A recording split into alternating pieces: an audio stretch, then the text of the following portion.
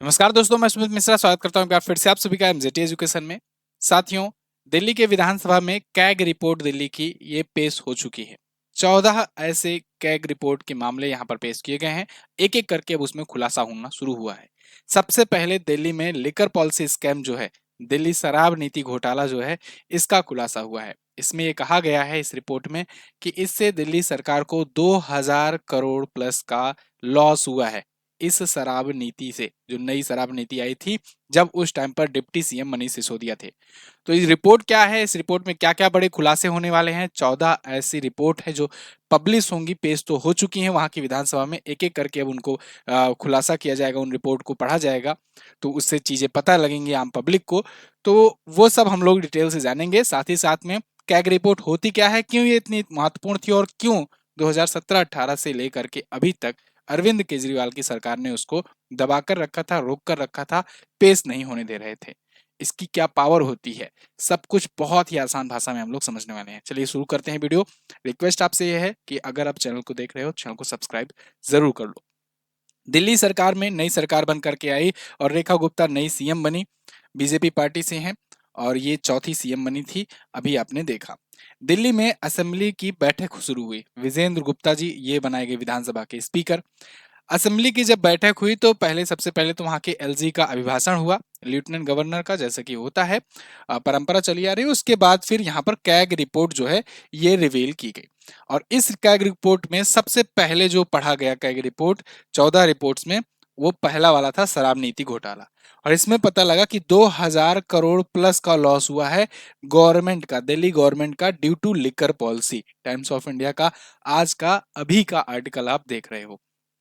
अच्छा, खैर, दिल्ली विधानसभा की जब बैठक हुई ना, शुरुआत से ही हंगामा शुरू हो गया। जो आम आदमी पार्टी है उसे भी अच्छे से तरीके से पता था, उनके विधायकों का, कि भाई यहाँ पर पहले ही दिन ये लोग कैग रिपोर्ट पब्लिश करेंगे, उसके बाद बड़े बड़े डिसीजंस लेंगे, क्योंकि सरकार जब जीत करके आती है तो जो वादे करके आई रहती है उनमें से कुछ को सबसे पहले शुरू करती है। तो वो पब्लिश ना होने पाए, इस वजह से इन्होंने ये मुद्दा उठाया डॉक्टर भीमराव अंबेडकर जी की तस्वीर का लेकर। मतलब कि यहाँ पर बात हो रही है कैग रिपोर्ट को, और ये मुद्दा ये उठा रहे हैं कि तो सीएम की कुर्सी के पीछे डॉक्टर बाबा साहब भीमराव अंबेडकर जी की मूर्ति क्यों नहीं है, क्यों वो हटाई गई। खैर, इसका जवाब भी दिया वहां की सीएम ने, रेखा गुप्ता जी ने। इन्होंने पूरे रूम का एक इमेज शेयर किया और उसमें बताया कि यहाँ पर डॉक्टर बाबा साहब भीमराव अंबेडकर जी की तस्वीर है, इसके अलावा शहीद आजम भगत सिंह जी की भी तस्वीर है, भारत के प्रधानमंत्री की भी तस्वीर है, महात्मा गांधी जी की भी तस्वीर है, और भारत की राष्ट्रपति की भी तस्वीर है। खैर, वो मुद्दे पर चुप ही हो गए। लेकिन ये लोग हंगामा कर रहे थे तो इनको क्या किया गया कि वहां से हटा दिया गया। आतिशी मार्लेना को और इनके साथ के कुछ और विधायकों को यहाँ पर, विपक्ष के जो हैं, उनको सदन से बाहर कर दिया गया। तो अब सदन से जब बाहर हो गए तो मतलब एक तरफा ही हो गया कि अब अपने ही विधायक बैठे हैं और अपना ही यहाँ रिपोर्ट पढ़ा जा रहा है। तो इस समय लाइव है सेशन और इस समय कुछ ऐसे ही चीजें चल रही हैं। खैर, यहाँ पर कैग की रिपोर्ट में 14 बड़े ऐसे जो रिपोर्ट है उसका खुलासा किया जाएगा, जिसमें मोहल्ला क्लिनिक का भी जिक्र है, शीश महल का भी जिक्र है, जो मुख्यमंत्री आवास को कहते थे ये लोग। इसके अलावा शराब घोटाला का भी जिक्र है। कैग की रिपोर्ट होती क्या है, पहले आइए इसको समझ लेते हैं, उसके बाद आपको ये वीडियो अच्छे से समझ में आएगा। कैग मतलब होता है comptroller and auditor general of India. CAG एक ऐसी संवैधानिक संस्था है, या कहें कि ऐसी संवैधानिक बॉडी है जिसको ये पावर मिली हुई है कि सरकारी खर्च कहाँ कहाँ पर हो रहे हैं, किस हिसाब से हो रहे हैं, उसकी रिपोर्ट, उसका लेखा जोखा लेना और तैयार करके पेश करना। कैग की रिपोर्ट जब आती है ना, तो इसमें बड़े बड़े स्कैम के खुलासे होते हैं। अगर आपको याद हो तो जब यूपीए गवर्नमेंट थी तब 2G स्पेक्ट्रम वगैरह के घोटाले कैग की रिपोर्ट से ही सामने आए थे, खुला था मामला। तो कैग की रिपोर्ट, और इंटरेस्टिंग बात यहाँ पर यह है कि कैग जैसी रिपोर्ट बाहर आए और लोकपाल बिल आए, इन सभी नीतियों मुद्दों को लेकर के ही अरविंद केजरीवाल राजनीति में आए थे, और खुद ही 2017-18 से ये कैग की रिपोर्ट नहीं पब्लिश करवा रहे हैं। खैर, कैग एक संवैधानिक संस्था है। अनुच्छेद 148 में, 148 में इसका वर्णन किया गया है, इंपॉर्टेंट है एग्जाम के प्रोस्पेक्टिव से। कैग जो है, इसका मुख्य कार्य है केंद्र और राज्य सरकारों के सभी प्राप्तियों और व्यय की जांच करना। मतलब कितना रेवेन्यू जनरेट हो रहा है और उस रेवेन्यू का कहाँ कहाँ पर सरकार किस हिसाब से खर्च कर रही है, इसका ये लेखा जोखा ये जांच करता है, ठीक है ना, ये उसको चेक करता है। इसके अलावा सरकारी स्वामित्व वाली कंपनियां जो हैं, जैसे आपका महारत्न, मिनी रत्न हुआ, या जो भी पब्लिक सेक्टर की अंडरटेकिंग्स हैं, उनका स्वायत्त निकाय जो हैं और संस्थाओं की ऑडिट करना, ऑडिटिंग भी करता है ये। सरकार के पर्याप्त वित्तीय सहायता प्राप्त करती हैं, इन सब की ये ऑडिटिंग करता है। जो भी सरकार से कोई फाइनेंशियल हेल्प लेता है, जो भी कंपनी हो, चाहे वो सरकारी हो चाहे वो निजी स्वामित्व वाली हो, उनकी ऑडिटिंग भी करता है कैग।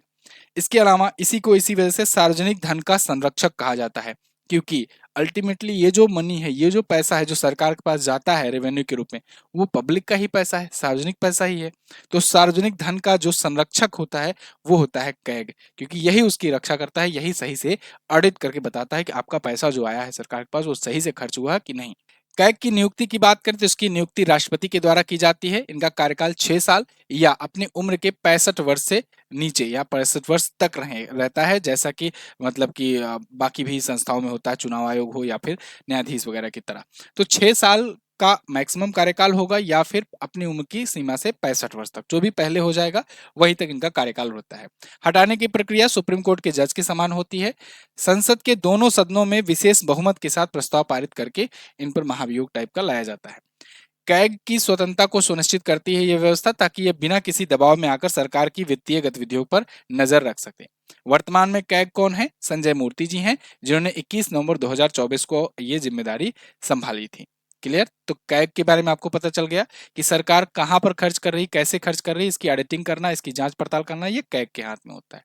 तो दिल्ली सरकार इसकी रिपोर्ट, ये हर साल रिपोर्ट पब्लिश होती है, लेकिन दिल्ली गवर्नमेंट की जो खर्चे हैं, ये रिपोर्ट दिल्ली सरकार टेबल नहीं कर रही थी विधानसभा में। सरकार को ही अल्टीमेटली टेबल करना होता है कि बताओ हमारे जो खर्चे हुए हैं वो कहाँ कहाँ पर हुए हैं। ये कैग ने जो रिपोर्ट दी है उसको तो दिल्ली सरकार के ही द्वारा विधानसभा में पेश किया जाएगा, वो नहीं हो रहा था। यहाँ पर देखिए, वहाँ के जो अभी वर्तमान में नए नए बन करके आए हुए हैं, जो मतलब विजेंद्र गुप्ता जी, ये वही हैं। एक टाइम पर इनको उठा करके बाहर फेंकवा दिया गया था विधानसभा से। ये जब विपक्ष के नेता हुआ करते थे दिल्ली में, आम आदमी पार्टी की सरकार थी, तो उसी सदन से इनको उठा करके, वीडियो भी सोशल मीडिया पर है, यूट्यूब वगैरह पर आप देख सकते हो, इनको कई लोग सिक्योरिटी बुला करके इनको उठवा करके आम आदमी पार्टी ने बाहर फेंकवा दिया था। आज ये सदन के स्पीकर बने हैं। सदन का स्पीकर मतलब सदन का सबसे बड़ा सर्वे सर्वा होता है, ये किसी को भी बाहर कर सकता है। उन्होंने क्या किया, आम आदमी के जितने भी विधायक हैं उन सबको पहले पहले कहा कि भाई आप लोग बाहर निकलो यहाँ से, क्योंकि काफी ज्यादा हंगामा कर रहे थे वो लोग, तो उनको सस्पेंड कर दिया सबको। खैर, 2017-18 से कैग रिपोर्ट पब्लिश नहीं हुई है, पेश नहीं किया गया है दिल्ली विधानसभा में, ये इन्होंने कहा है। और इन्होंने कहा पिछली सरकार ने ये रिपोर्ट जानबूझ करके रोक के रखा, लंबे समय तक रोक कर रखा, जिससे ये अब पेश करना पड़ रहा है। कैग की रिपोर्ट अभी जो आई है, ये शराब नीति पर, अगर हम लोग बात करें लिकर पॉलिसी पर, इसमें क्या बात कही गई है?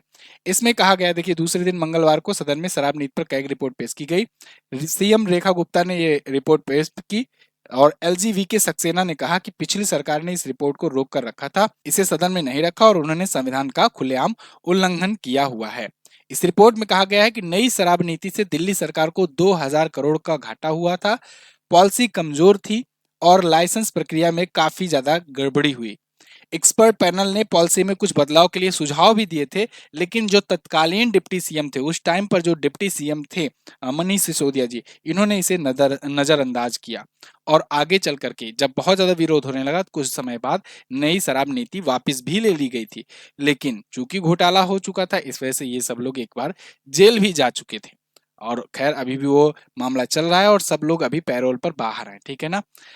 दिल्ली विधानसभा सत्र में 14 पेंडिंग कैग रिपोर्ट हैं, इनको आज पेश किया गया है। अब एक एक करके रिपोर्ट खुलना शुरू हुई है और एक एक करके, क्योंकि रिपोर्ट काफी लंबी है, काफी एक एक रिपोर्ट भी काफी लंबी लंबी होती हैं, कई कई पेजेस की होती हैं, तो एक एक करके उनको पढ़ा जाएगा वहां पर।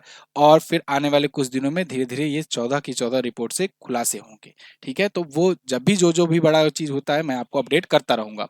खैर, इसमें ये भी कहा जा रहा है कि ये 14 रिपोर्ट में से 4 रिपोर्ट जो है ये दिल्ली सरकार के नियंत्रक लेखा या कहें कंट्रोलर ऑफ अकाउंट के द्वारा तैयार किया गया है, और वित्तीय और विनियोग खाते हैं जो 2021-22 और 2022-23 के हैं।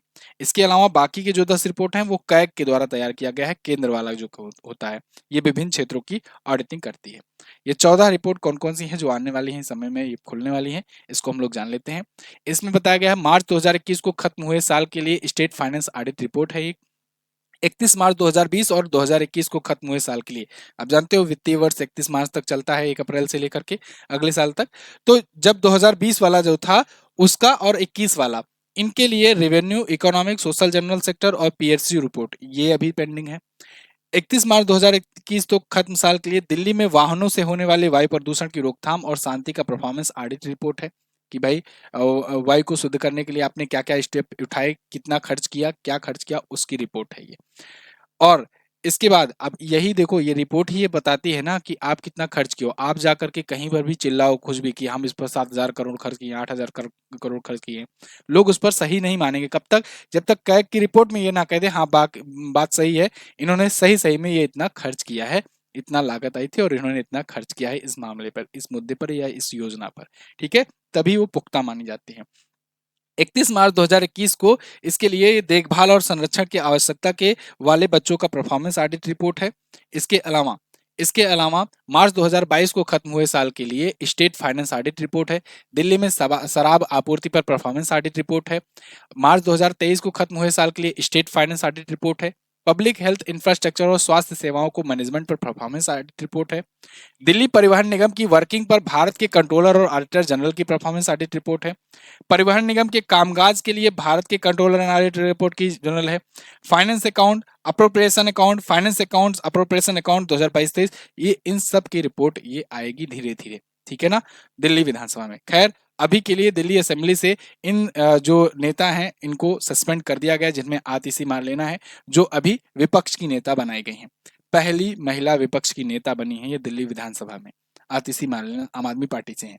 आम आदमी पार्टी और बीजेपी पार्टी, दो ही पार्टी है वहां पर दिल्ली की विधानसभा में, ठीक है ना, बाकियों ने कोई सीट जीती नहीं थी। गोपाल राय, वीर सिंह, इसके अलावा मुकेश अहलावत, इन सब को देखिए सस्पेंड कर दिया गया है अभी यहाँ पर दिल्ली विधानसभा में आज के दिन। तो ये लोग तो बाहर बैठ करके प्रदर्शन कर रहे हैं, है ना, कि बाबा साहब अम्बेडकर की सीएम के पीछे मूर्ति तस्वीर क्यों नहीं लगाई गई, और घोटाला करके बैठे हैं। अगर हम लोग दिल्ली में जो डीटीसी बसें होती हैं उनके बारे में बात करें तो उनकी हालत भी बहुत खस्ता है। इन पर ये रिपोर्ट क्या कहती है कि देखिए दिल्ली परिवहन निगम की हालत खस्ता है। महालेखा परीक्षक की रिपोर्ट के अनुसार डीटीसी का घाटा 2015-16 के 25,300 करोड़ रुपए से बढ़कर 2021-22 में लगभग 60,000 करोड़ रुपए हो गया था। 2015-16 में 25,300 करोड़ रुपए का घाटा था इसका, और 2021-22 में यह 60,000 करोड़ घाटा हो गया। बसों से घाटा हो रहा है, मतलब क्यों घाटा हो रहा है? मुफ्त बस सेवा, है ना। इस घाटे का मुख्य कारण पुरानी बसें हैं, कम बसों की संख्या और किराया ना बढ़ाना, साथ ही साथ में किराया फ्री भी करना। आपको पता होगा कि वहां पर महिलाओं का किराया फ्री है। देखो जो भी राज्य सरकार की या केंद्र सरकार की जो भी चीजें होती है, जो चीज निकलती हैं, परियोजनाएं जो जनहित में होती है, उसमें से कुछ चीजें ऐसी हैं जहां से जो रेवेन्यू जनरेशन का भी एक माध्यम होता है। जैसे आप ट्रेन सेवा ले लो या कोई भी परिवहन सेवा ले लो, अब अगर मान लो ट्रेन टिकट मुफ्त कर दिया जाएगा तो जो रेलवे है, जो इतना बड़ा इंफ्रास्ट्रक्चर है, ये ऑपरेट कैसे करेगा भाई? उनकी सैलरी देनी है, उनका ट्रेनों का ऑपरेशन करना है, उसमें कितने ज्यादा डीजल या कितनी इलेक्ट्रिसिटी या कितना इंफ्रास्ट्रक्चर पर खर्च होता है, ये सब का रेवेन्यू कहाँ से आएगा अगर टिकट पूरा फ्री कर दिया जाए? हाँ, थोड़ा बहुत सरकार मदद कर सकती है रेलवे बजट ला करके, लेकिन अब ऐसा नहीं है कि उसको फ्री कर दिया जाए। तो ऐसे यहाँ पर भी जब बसें चलती हैं, सरकारों के द्वारा चलाई जाती हैं, तो उसको बिल्कुल फ्री नहीं किया जा सकता पब्लिक ट्रांसपोर्ट, नहीं तो रेवेन्यू नहीं जनरेट हो पाएगा, है ना। तो यहाँ पर यही है कि पुरानी बसें, यहाँ पर बसों की घटती संख्या है, क्योंकि 45% बसें जो है वो पुरानी हो चुकी हैं, और जब बहुत ज्यादा पुरानी हो जाती, चलने की स्थिति में रहते, तो वो खड़ी हो जा रही हैं। 1700 से ज्यादा बसों की अभी वहां पर आवश्यकता है जो कि नहीं चल रही हैं। तो खैर अभी 2 रिपोर्ट आई है जब तक मैं ये वीडियो बना रहा हूँ। आगे जैसे जैसे और भी रिपोर्ट्स आएगी मैं आपको अपडेट करता जाऊंगा। तब तक आपका क्या ख्याल है आप लोग कमेंट करके जरूर बताइएगा। अपनी पुस्तक आई है ब्रह्मास्त्र करंट अफेयर की। इस पुस्तक को अगर आप परचेज करना चाहते हो तो यह परचेज कर सकते हो। पूरा डिटेल कंटेंट है, चैप्टर वाइज प्रश्नोत्तर माध्यम में। आप किसी भी एग्जाम की अगर तैयारी कर रहे हो, चाहे रेलवे का, एसएससी का, यूपीएससी का, या बैंकिंग का, स्टेट पीसीएस वगैरह का, या फिर आप टीचिंग एग्जाम की तैयारी कर रहे हो, जहां भी करंट अफेयर पूछा जाता है सबके लिए है ये ब्रह्मास्त्र। वार्षिकांक है 2024-25 का, तो आप इसको ले सकते हो। अमेजन फ्लिपकार्ट पर अवेलेबल है, लिंक डिस्क्रिप्शन में दिया गया है। इसमें कुछ इस प्रकार से कंटेंट है, टेबल, चार्ट, ग्राफ, हर चीज में दिया गया है, प्रश्नोत्तर भी दिए गए हैं। आप इसको ऑर्डर कर सकते हो, लिंक कमेंट बॉक्स में भी मैंने पिन कर दिया है। थैंक यू सो मच, मिलेंगे अगले अपडेट पे, तब तक के लिए नमस्कार, जय हिंद, वंदे मातरम। सब्सक्राइब जरूर कर लेना चैनल।